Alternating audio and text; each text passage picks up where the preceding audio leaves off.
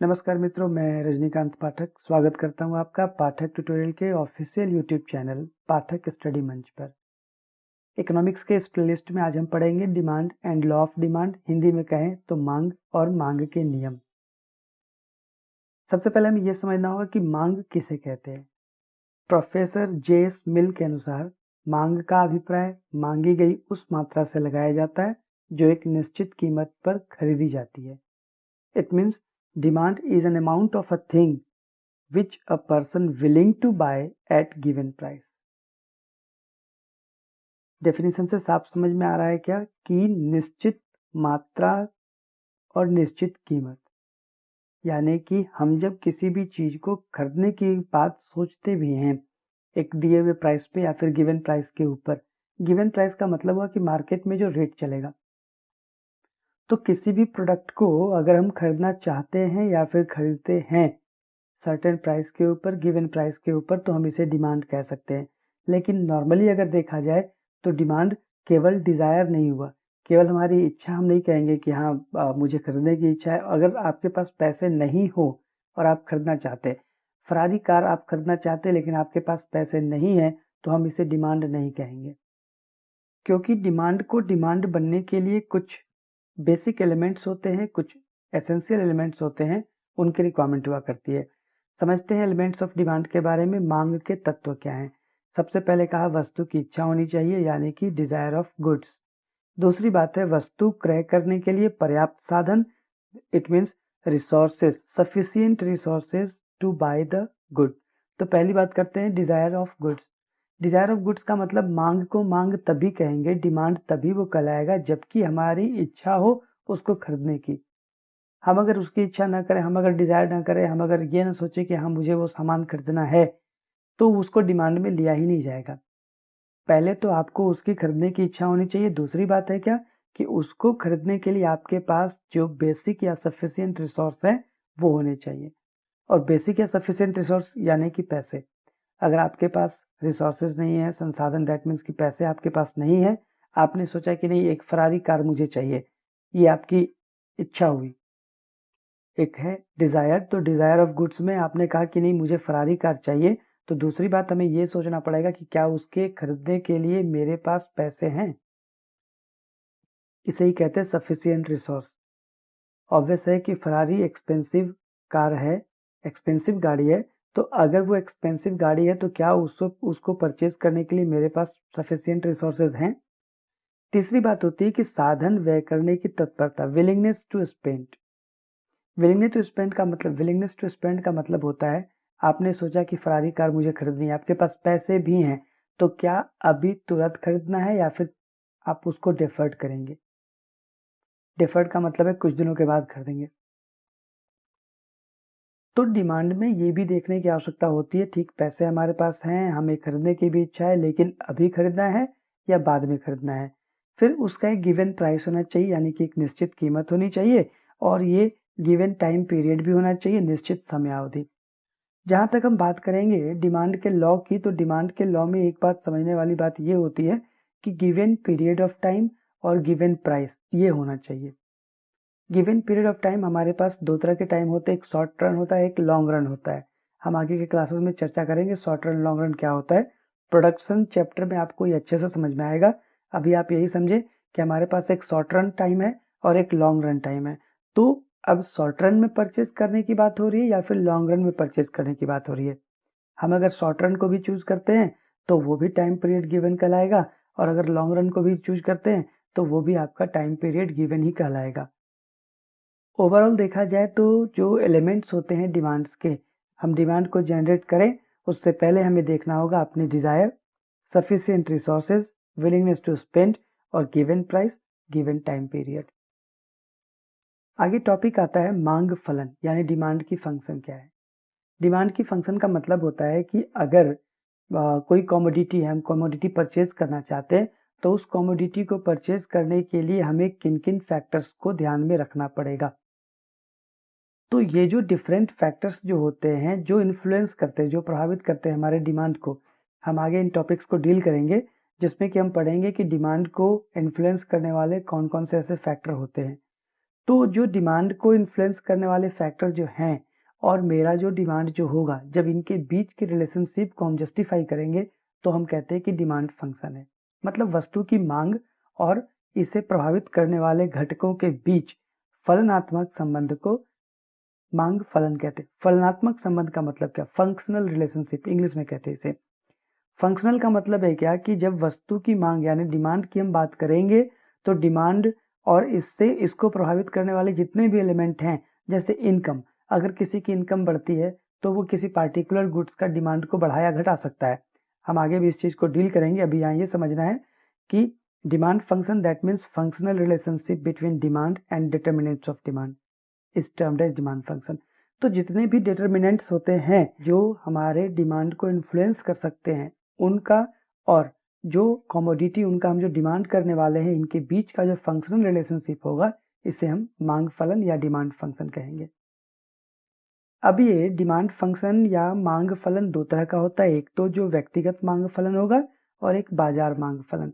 Short में मैं बता दूं कि इंडिविजुअल डिमांड फंक्शन उसे इंग्लिश में कहते हैं और एक मार्केट डिमांड फंक्शन होता है। डिमांड फंक्शन को समझते हैं। डिमांड फंक्शन में एक है पार्ट उसका, उसे कहते हैं व्यक्तिगत मांग फलन, individual demand function. Individual demand function नाम से ही समझ में आ रहा है, ये किसी पार्टिकुलर कंज्यूमर को, जो एक विशेष उपभोक्ता जो होता है, बस उसी की बात इसमें होगी। पर्सनली किसी एक की बात हम करेंगे। व्यक्तिगत मांग फलन बाजार में किसी एक उपभोक्ता की वस्तु के लिए मांग तथा उसके विभिन्न निर्धारक तत्वों के संबंध को प्रकट करता है। Individual demand function shows various combinations of the quantity of goods demanded by an individual customer at different prices। मतलब अलग अलग प्राइस पे कोई भी कंज्यूमर जो है वो जब अपने डिमांड को बढ़ाएगा या घटाएगा, और साथ में हम देख लेंगे कि उसके जो डिटर्मिनेंट्स जो होते हैं उन पे क्या असर पड़ रहा है, तो इस रिलेशनशिप को हम कहते हैं individual demand function. Individual demand function को हम दिखा सकते हैं D X is equal F of P X P R Y T F. इन चीज़ों को हम ब्रीफली बाद में समझेंगे। बाजार मांग फलन यानी मार्केट डिमांड फंक्शन। इसमें मार्केट डिमांड फंक्शन का मतलब कि अगर एक मार्केट में 5 या 6 अलग अलग कंज्यूमर हैं तो उन सबको मिलाकर के डिमांड की क्या स्थिति हो रही है और उसके जो फैक्टर्स अफेक्टिंग यानी डिटर्मिनेंट्स जो हैं उन पे क्या असर पड़ रहा है। तो ये जो फंक्शनल रिलेशनशिप होगा किसी मार्केट के अलग अलग कंज्यूमर समेटिवली यानी एक साथ सबको जोड़ करके और उसके डिफरेंट डिटर्मिनेंट्स पे। बाजार मांग फलन से यह ज्ञात होता है कि किसी वस्तु की बाजार मांग अथवा वस्तु की कुल मांग का मांग के निर्धारक तत्वों से किस प्रकार संबंधित है। Market demand function expresses relationship between market demand of any goods and various elements determining it. That means क्या होता है कि डिफरेंट जो मार्केट हमारे पास होगा उन मार्केट में अलग अलग कंज्यूमर, उनकी डिमांड क्या है और उसका उनके डिटर्मिनेंट से क्या रिलेशन हो रहा है। यहाँ पर फंक्शन दिखाया जाएगा D X is equal function of P X P R Y T E P Y D. अब ये होते क्या है, पी डी डी एक्स का मतलब हो गया वस्तु के लिए मांग यानी डिमांड फॉर गुड एक्स। हमारे पास एक कमोडिटी है उसका नाम एक्स है, एक गुड्स होगा हमारे पास उसका नाम एक्स है, तो उसी की डिमांड को जब फोकस करेंगे तो डी एक्स लिखना पड़ता है, यानी कि गुड्स एक्स के लिए हमारी डिमांड क्या होगी, हमारी मांग क्या होगी। पी ऑफ एक्स का मतलब उस पर्टिकुलर वस्तु की प्राइस क्या है, प्राइस फॉर द गुड्स। फिर पी आर, आर का मतलब होता है रिलेटेड कमोडिटी। हम आगे पढ़ेंगे कि कौन कौन से रिलेटेड कमोडिटी होते हैं, संबंधित वस्तुओं की कीमत यानी प्राइस ऑफ रिलेटेड गुड्स या कमोडिटी। वाई की जब बात करेंगे तो वाई इनकम को डिनोट करता है, उपभोक्ता की आय, income of consumer. T for taste, हम बात करेंगे कि कंज्यूमर की टेस्ट क्या है। ई मतलब एक्सपेक्टेशंस यानी आशाएं।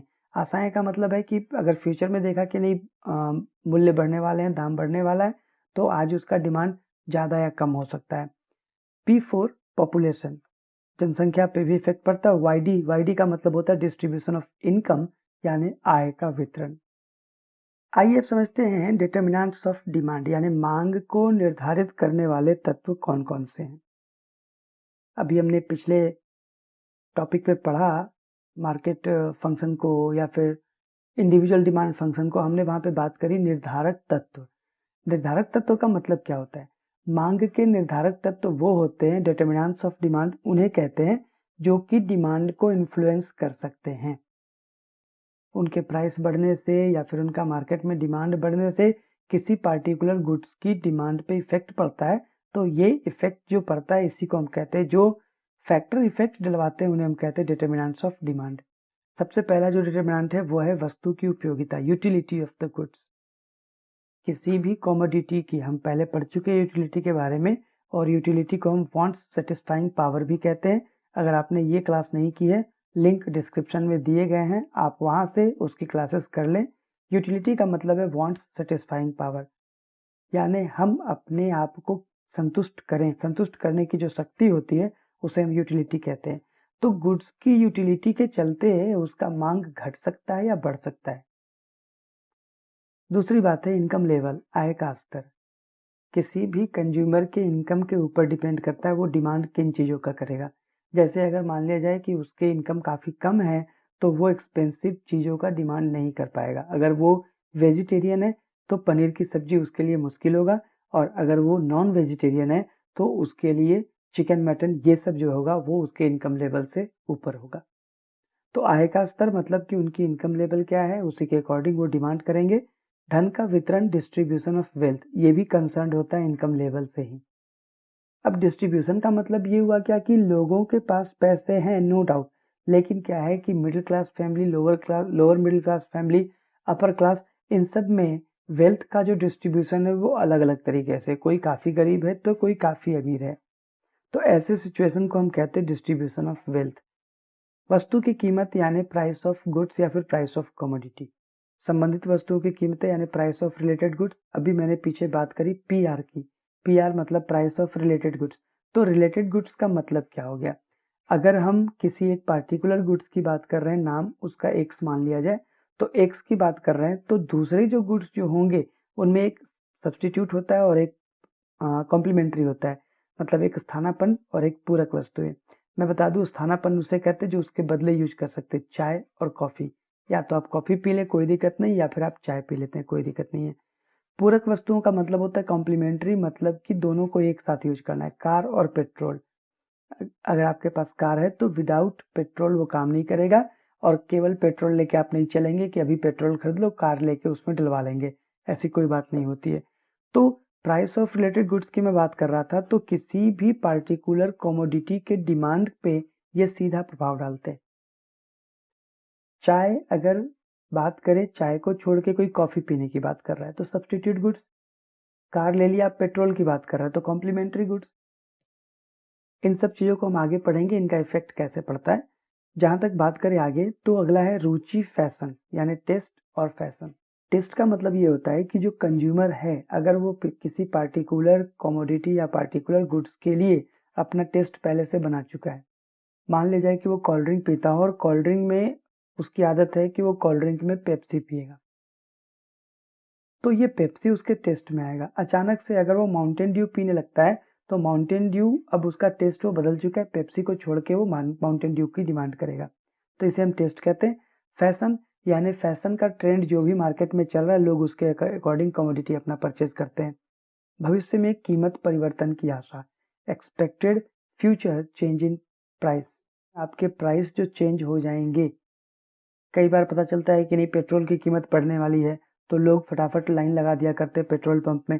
ये इस चीज़ को शो करता है कि अगर फ्यूचर में एक्सपेक्टेशन हो प्राइस के घटने या बढ़ने की, तो उसके अकॉर्डिंग अभी का डिमांड जो है वो सेट हो जाता है।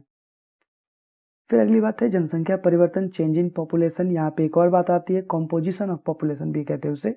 तो जिस प्रकार से पॉपुलेशन चेंज होगा, जिस प्रकार से कॉम्पोजिशन उसका होगा, यानी कि वहाँ जिस पार्टिकुलर एरिया की बात करेंगे, अगर वहाँ पर बुजुर्गों की संख्या ज़्यादा है तो मेडिकल फैसिलिटी और मेडिकेटेड चीज़ें वहाँ पे ज़्यादा बिकने के चांसेस होंगे। तो ये कुछ फैक्टर्स थे, ये कुछ डिटर्मिनेंट्स थे जो कि डिमांड को इन्फ्लुएंस करते हैं। इन्हें हम मांग के निर्धारक तत्व या फिर डिटर्मिनेंट्स ऑफ डिमांड या फैक्टर्स अफेक्टिंग डिमांड भी कहते हैं। अब कुछ फंडामेंटल डेफिनेशन को हम लोग देख लेते हैं, इनकी रिक्वायरमेंट होती है हमारे डिमांड के चैप्टर के लिए। मांग तालिका या मांग अनुसूची, इंग्लिश में कहते हैं मांग शेड्यूल। सैमुअल्सन के शब्दों में तो वह तालिका जिसमें कीमत और खरीदी गई मात्रा के संबंध को प्रकट किया जाता है मांग तालिका कहलाती है। The table relating to price and quantity demanded is called schedule. Schedule का मतलब क्या हुआ? तो शेड्यूल एक टेबल है जिसमें कि एक साइड में आपको PX यानी प्राइस ऑफ द कमोडिटी की बात की जाएगी और दूसरी तरफ D ऑफ X यानी कि उसके डिमांड की बात की जाएगी। मतलब प्राइस और डिमांड को दिखाने वाला जो टेबल होगा हम उसे शेड्यूल कहते हैं, डिमांड शेड्यूल। और डिमांड शेड्यूल की बात करते हैं, ये दो तरह का होता है, एक व्यक्तिगत मांग तालिका इंडिविजुअल डिमांड शेड्यूल, दूसरा बाजार मांग तालिका मार्केट डिमांड शेड्यूल। तो इंडिविजुअल डिमांड शेड्यूल का मतलब क्या? नाम से ही समझ में आ रहा है, किसी पार्टिकुलर कंज्यूमर की बात की जाएगी। तो सिंपल टाइप से जब इसे समझेंगे तो एक ऐसा शेड्यूल जो किसी पार्टिकुलर कंज्यूमर के डिमांड और प्राइस को शो करे। व्यक्तिगत मांग तालिका किसी व्यक्ति विशेष द्वारा विभिन्न कीमतों पर मांगी जाने वाली मात्राओं को प्रदर्शित करती है। Individual demand schedule is related to an individual and expresses the quantity of goods demanded by an individual. यानी किसी भी पार्टिकुलर कंज्यूमर का डिफरेंट प्राइसेस के ऊपर वो जो अपना डिमांड बढ़ा रहा है या फिर घटा रहा है, इसको जब हम शेड्यूल को लेंगे यानी जब हम टेबल को प्रिपेयर करेंगे तो ये टेबल इंडिविजुअल डिमांड शेड्यूल कहलाता है।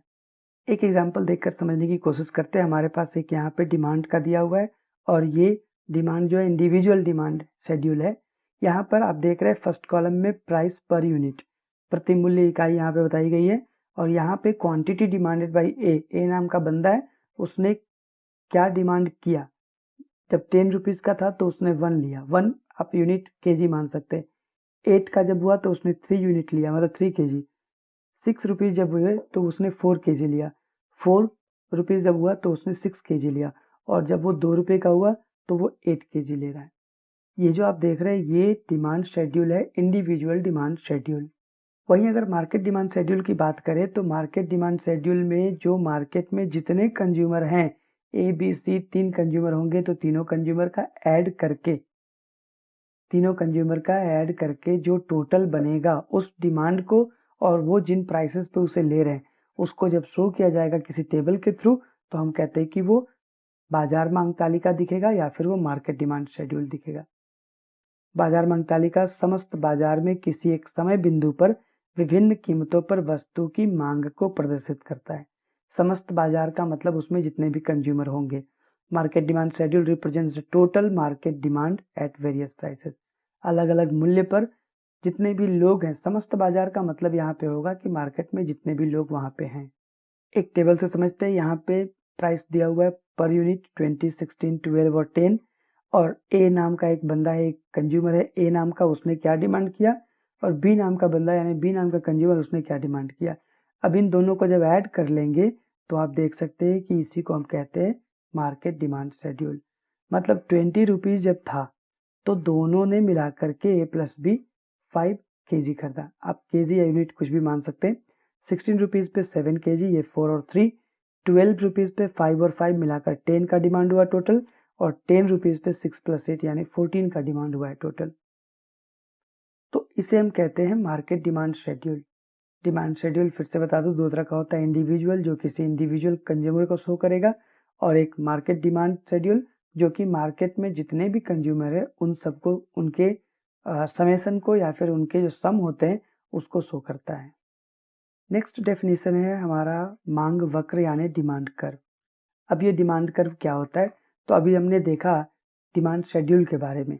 तो जब ये डिमांड शेड्यूल यानी कि चाहे इंडिविजुअल का हो या फिर वो आपका मार्केट डिमांड शेड्यूल हो, जब इन डिमांड शेड्यूल को हम डायग्रामेटिकली यानी मानचित्र में, रेखा चित्र में जब हम प्रस्तुत करेंगे तब हम कहेंगे कि ये डिमांड कर्व है।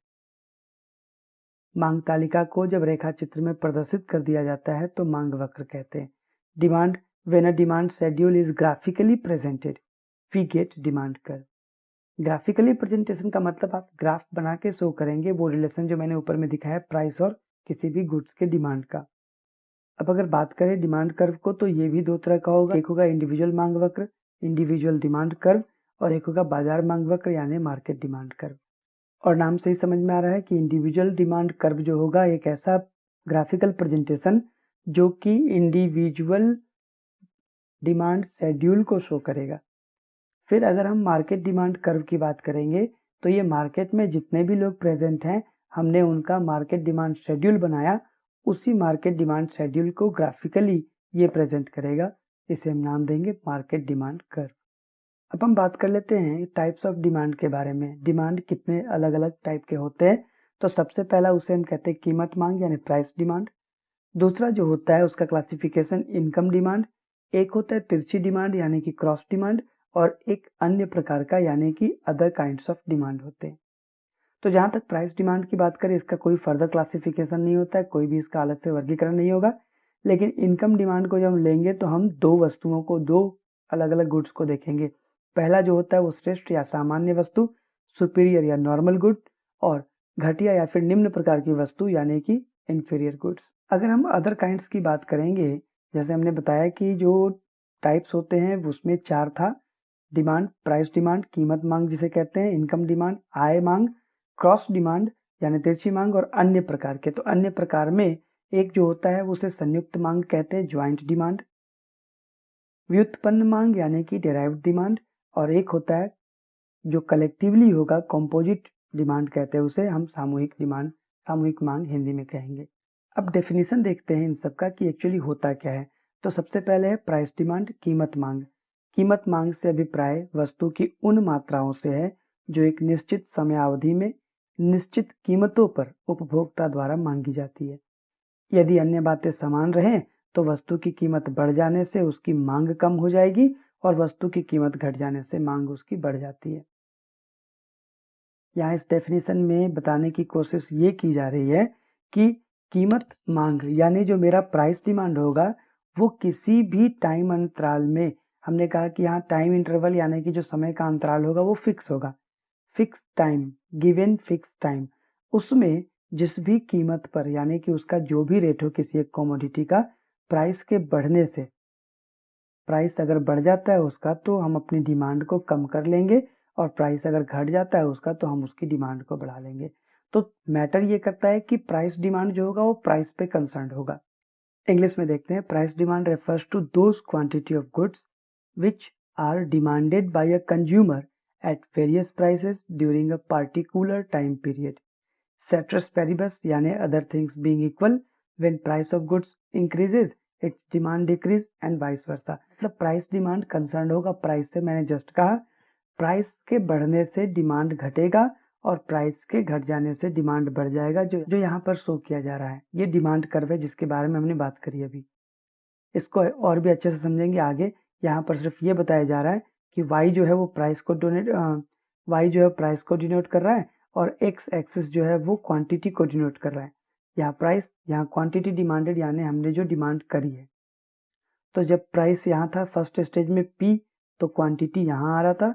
सेकेंड स्टेज में प्राइस घट गया, क्वांटिटी हमारी बढ़ गई। तो ये जो ए बी का आप डिफरेंस जो देख रहे हैं इसी को हम कहेंगे घटना या फिर बढ़ना। यहाँ आप देख रहे हैं कि प्राइस घट गया और क्वांटिटी हमारी बढ़ जा रही है। दूसरा हमने देखा वहाँ पे इनकम डिमांड की हम बात करेंगे। इनकम डिमांड मतलब आय मांग। आय मांग का अर्थ वस्तु सेवाओं की उन मात्राओं से लगाया जाता है जो अन्य बातों के समान रहने की दशा में उपभोक्ता दी गई समयावधि में अपने आय के विभिन्न स्तरों पर खरीदने के लिए क्षमता उसकी रखता है।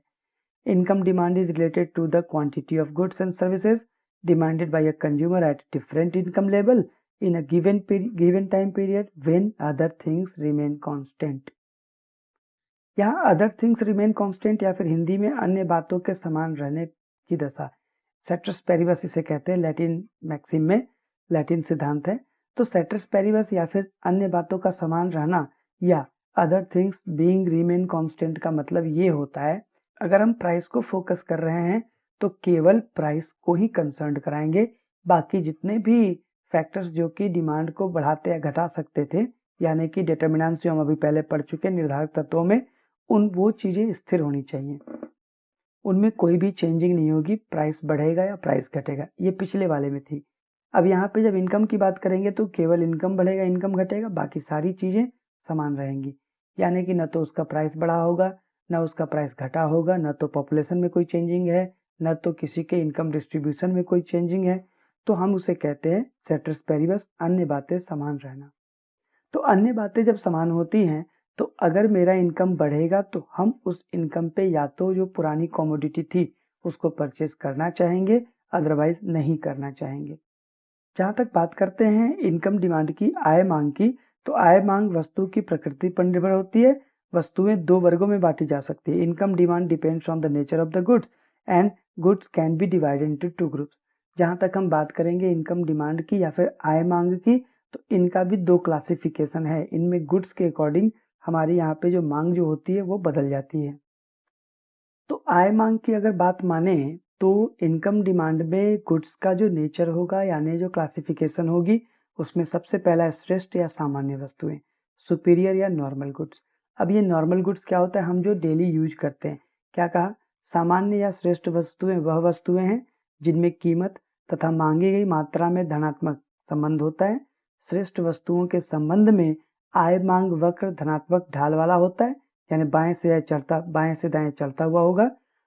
श्रेष्ठ वस्तुओं का धनात्मक ढाल वाला आय मांग वक्र यह बताता है कि उपभोक्ता की आय में वृद्धि उसकी मांग में वृद्धि करती है। इसके विपरीत आय की प्रत्येक कमी सामान्य दशाओं में मांग में कमी करती है। इसे समझते हैं ध्यान से। यहाँ पे नॉर्मल गुड्स की बात की जा रही है या फिर सुपीरियर गुड्स की बात की जा रही है। तो इसमें क्या बोला कि कीमत और मांगी गई मात्रा में धनात्मक संबंध होता है। कीमत का मतलब ये है कि कोई भी अगर मेरा नॉर्मल गुड्स हो या फिर सुपीरियर गुड्स हो, उसका प्राइस अगर बढ़ रहा हो तो मेरी डिमांड भी बढ़ेगी, और अगर प्राइस उसका घट भी रहा हो तो मेरी डिमांड भी घट जाएगी। नॉर्मल गुड्स के केसेस में क्या होता है, प्राइस घटे या बढ़े ज़्यादा अंतर उसमें नहीं पड़ता है। इसलिए क्या होता है कि ये धनात्मक ढाल वाला होता है, मतलब बाएं से दाएं ऊपर चढ़ता जाएगा। ऊपर चढ़ने का मतलब ये है कि अगर नॉर्मल केसेस में, मैं बता रहा हूँ, नॉर्मल केसेस में अगर हमारे डिमांड ऐसे नीचे की ओर आते हैं, ये मैं वक्र दिखा रहा हूँ आपको, ये डिमांड कर्व है, तो इस केस में ये ऊपर की ओर जाएगा। इसकी चर्चा हम बाद में करेंगे कि मार्केट डिमांड कर्व या फिर कर्व कैसे हम शो क्या करते हैं। अब यहाँ समझने वाली बात है कि वो धनात्मक ढाल वाला होगा, यानी कि पॉजिटिव उसका होता है स्लोप, और वो बाएं से दाएं चढ़ता हुआ। बाएं से दाएं का मतलब होता है, देखिए यहाँ से लेफ्ट टू राइट ऊपर जा रहा है। लेफ्ट, ये आपका लेफ्ट है और ये राइट है, तो लेफ्ट टू राइट ये ऊपर की ओर जाता है। ऊपर की ओर जाना ये पॉजिटिव साइन को दिखाता है, नीचे की ओर आना ये नेगेटिव साइन को दिखाता है। तो यहाँ पर उपभोक्ता की आय में वृद्धि होती है तो उसके डिमांड में वृद्धि हो जाएगी, और अगर आय में कमी होती है किसी भी ढंग से तो डिमांड में कमी हो जाती है।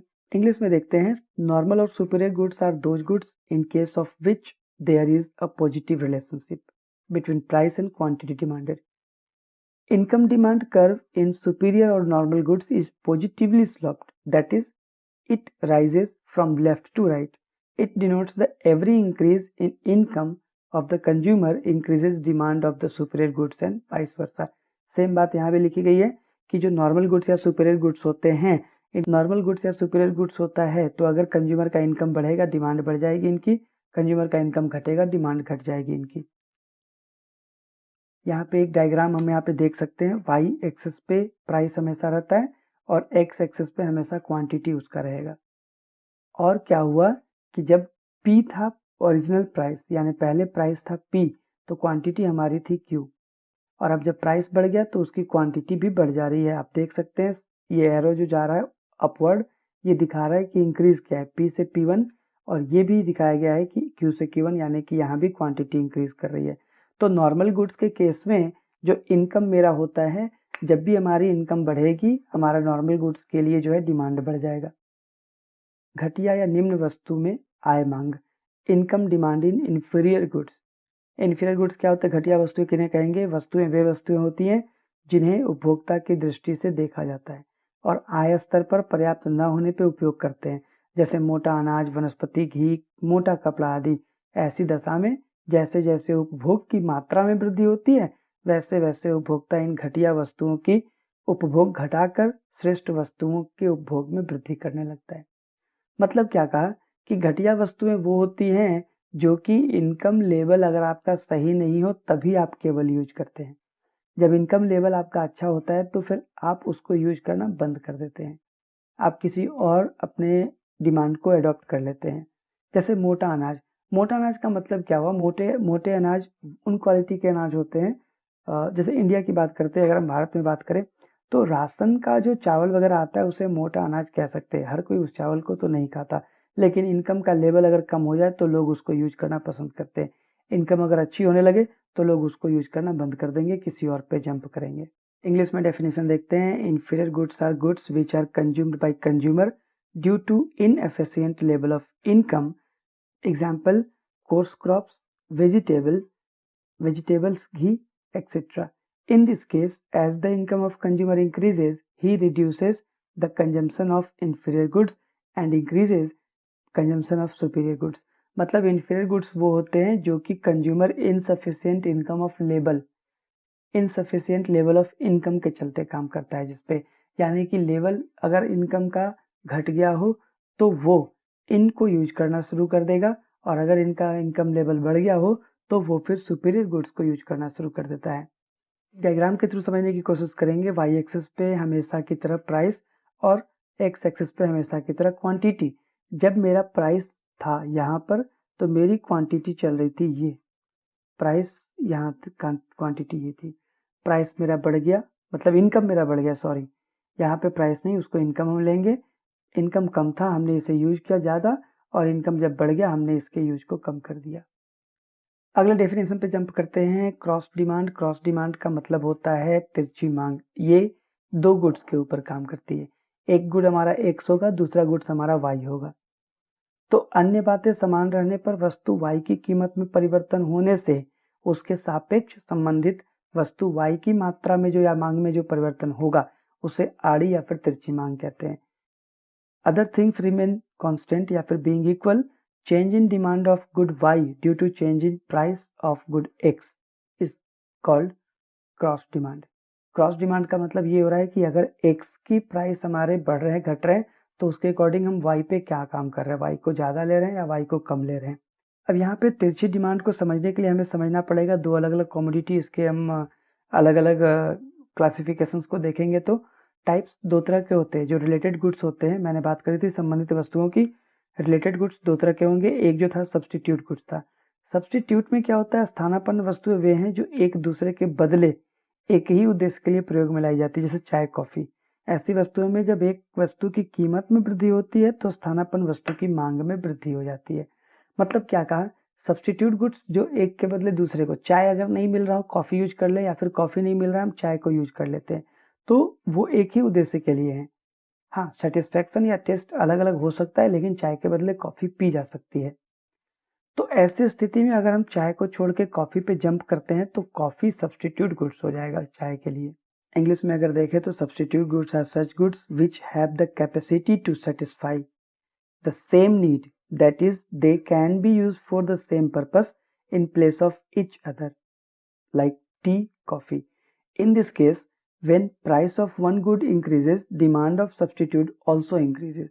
यहाँ पे क्या कहना चाहा कि सब्सटीट्यूट गुड्स जो होते हैं वैसे गुड्स होते हैं जो कि किसी दूसरे के बदले यूज किए जाते हैं, सेम पर्पस के लिए वो यूज किए जा सकते हैं in the place of other.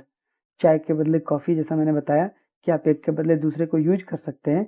तो यहाँ पर इसने कहा गया कि the price, when the price of one good increases, यानी कि चाय की अगर प्राइस बढ़ जाती है, चाय की प्राइस बढ़ जाती है, demand of substitute will increase. चाय की प्राइस बढ़ जाएगी तो कॉफी का डिमांड बढ़ जाएगा। कैसे, अगर मेरे पास प्राइस है चाय की कम है तो हम चाय को यूज कर रहे हैं, और जैसे ही प्राइस चाय की बढ़ जाती है लेकिन कॉफी का तो प्राइस नहीं बढ़ा, तो हम चाय को पीना बंद करके कॉफी का डिमांड ज़्यादा कर लेते हैं।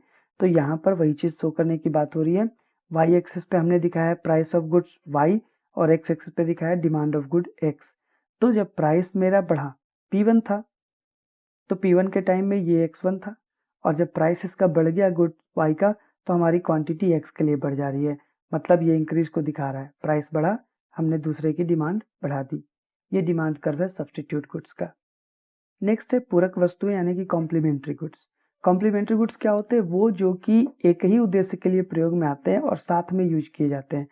तो पूरक वस्तुएं वो हैं जो कि निश्चित उद्देश्य की पूर्ति के लिए एक साथ प्रयोग की जाती है, जैसे स्कूटर पेट्रोल। यदि स्कूटर की कीमत में तीव्र वृद्धि हो जाए तो स्कूटर की पूरक वस्तु पेट्रोल की मांग पर प्रतिकूल प्रभाव पड़ता है, जबकि पेट्रोल की कीमत में कोई परिवर्तन नहीं होगा। तो इस प्रकार हम कहेंगे कि पूरक वस्तुओं की कीमत और खरीदी जाने वाली मात्रा में विपरीत संबंध पाया जाता है। इंग्लिश में देखिए, these goods are used together for satisfying the particular want, that is scooter, example scooter and petrol. If price of scooter increases, then demand of its complementary good is affected, although price of petrol remain unchanged. In this way, inverse relations exist between price and quantity demanded of the complementary goods. Simple सी बात मैंने पहले कही कि पूरक वस्तुएं या फिर कॉम्प्लीमेंट्री गुड्स वो होते हैं जो कि एक दूसरे के साथ ही यूज किए जाते हैं। पेट्रोल की बात करें, स्कूटर की बात करें, यहाँ एग्जांपल में दिया हुआ है, तो स्कूटर जो है वो बिना पेट्रोल के नहीं चल पाएगा। और आप हाथ में पेट्रोल का डब्बा लेकर के ऐसा नहीं कह सकते कि स्कूटर आ जाएगा तो हम इस पेट्रोल को उसमें डाल देंगे। तो दोनों एक दूसरे के साथ यूज किए जा रहे हैं। ऐसे सिचुएशन में अगर देखें, स्कूटर की कीमत बढ़ जा रही है तो स्कूटर की कीमत बढ़ी है, पेट्रोल की कीमत तो नहीं बढ़ी, से कोई मतलब नहीं है। आप स्कूटर आपके पास होगा तब तो पेट्रोल डालेंगे इस एग्जांपल में। तो आपने स्कूटर लिया नहीं क्योंकि स्कूटर का रेट बढ़ा हुआ है, तो पेट्रोल का भी डिमांड घट जाएगा क्योंकि पेट्रोल कोई लेगा नहीं। अब समझते हैं मांग के अन्य प्रकार के बारे में। तो मांग के अन्य प्रकार में सबसे पहले मैंने बताया था ज्वाइंट डिमांड। ज्वाइंट डिमांड के बारे में कहा, यह मांग पूरक मांग का ही एक रूप है। जब एक उद्देश्य की पूर्ति के लिए एक ही समय पर एक से अधिक वस्तुओं की मांग एक साथ की जाती है, तब ऐसी मांग को संयुक्त मांग कहते हैं। एग्जाम्पल के लिए बताया, गेंद बल्ला, स्कूटर पेट्रोल। इंग्लिश में देखेंगे, joint demand appears in case of complementary goods when two commodities are complementary to one another and can not be use separately, they have joint demand. Joint demand जो होगा ये complementary demand का ही एक type है। मतलब है क्या कि आप इसमें दो चीजों को एक साथ यूज करते हैं, जैसे बैट और बॉल। केवल बैट काम नहीं करेगा अगर हमारे पास गेंद ना हो, और केवल गेंद हो तो उसका फिर बिना बैट का कोई वैल्यू नहीं। हाँ, हम लोग खेल सकते हैं ऐसे बॉल से, लेकिन वो अगर बॉल क्रिकेट का हो तो उसको कहीं और फर्दर यूज करना बेवकूफ़ी होगा। स्कूटर पेट्रोल की बात करें तो स्कूटर पेट्रोल भी कॉम्प्लीमेंट्री गुड्स के साथ ज्वाइंट गुड्स हैं, ज्वाइंट डिमांड इनका होता है। क्यों? क्योंकि बिना स्कूटर का पेट्रोल का कोई इंपॉर्टेंस नहीं है, और इम्पोर्टेंस इस एग्जाम्पल में, और पेट्रोल के बिना स्कूटर का कोई इंपॉर्टेंस नहीं हो रहा है। सेकेंड टाइप डिराइव डिमांड की बात कर रहे हैं, व्युत्पन्न मांग। जब एक ही वस्तु की मांग से दूसरे वस्तु की मांग स्वतः उत्पन्न हो जाती हो तो इस प्रकार की मांग को व्युत्पन्न मांग कहते हैं। जैसे कपड़े की मांग बढ़ने पर कपड़े उत्पादन में प्रयोग होने वाले उत्पादन के साधनों की मांग बढ़ जाती है। इंग्लिश में देखें तो derived demand is demand which arises or is derived from the demand for some other commodity or factor, that is with increase in demand of cloth demand for factor of increases. तो derive demand का मतलब क्या हुआ? Derive demand का मतलब हुआ कि जब किसी एक कमोडिटी को हम यूज कर रहे हैं और दूसरा उसके चलते खुद ब खुद उसकी डिमांड बढ़ जाती हो। खुद ब खुद डिमांड बढ़ने का मतलब क्या हुआ? यहाँ पे एग्जांपल दिया हुआ है, अगर कपड़े की डिमांड बढ़ जा रही हो, सिंपल सी बात है, कपड़े की डिमांड बढ़ेगी तो जो टेक्सटाइल जहाँ प्रोड्यूस होता है, जहाँ पे टेक्सटाइल प्रोडक्शन इंडस्ट्री है, उनके यहाँ उसके उत्पादन के साधन यानी फैक्टर ऑफ प्रोडक्शन का डिमांड बढ़ जाएगा। मतलब कच्चे माल, हम जिसे रॉ मटेरियल कहते हैं, वो बढ़ जाएगा। लेबर की आवश्यकता वहाँ पे बढ़ जाएगी, कैपिटल वहाँ पे ज़्यादा इंट्रोड्यूस होगा, तो फैक्टर ऑफ प्रोडक्शन खुद ब खुद वहाँ पे बढ़ जाएंगे। तो डिराइव्ड का मतलब हुआ कि एक के डिमांड के चलते दूसरे का डिमांड खुद ब खुद आना। लास्टली जो है वो है सामूहिक मांग यानी कॉम्पोजिट गुड्स। कॉम्पोजिट डिमांड का मतलब क्या हुआ कि एक कमोडिटी अलग अलग कामों में आ रही है। जब एक वस्तु दो या दो से अधिक उपयोगों में मांगी जाती है तब ऐसी वस्तु की मांग को सामूहिक मांग कहते हैं, जैसे कोयला या फिर दूध। When a good can be put to variety of uses, the total market demand for such good makes composite demand coal और मिल्क। यहाँ पे बात की जाए तो अगर कोयले की बात की जाए तो कोयला कई अलग अलग चीज़ों में यूज कर सकते हैं हम लोग। दूध की बात करें तो दूध से पनीर, खोया, दही और कई चीज़ों को हम बना सकते हैं, मिठाइयाँ बन सकती है उससे। तो एक ही कमोडिटी को जब अलग अलग तरीके से यूज करेंगे तो हम कहते हैं कि ये कॉम्पोजिट डिमांड है। आई होप आपको ये पॉइंट समझ में आया होगा। तो आज के लिए इतना ही, मिलते हैं अगले एपिसोड में। तब तक के लिए नमस्कार, धन्यवाद।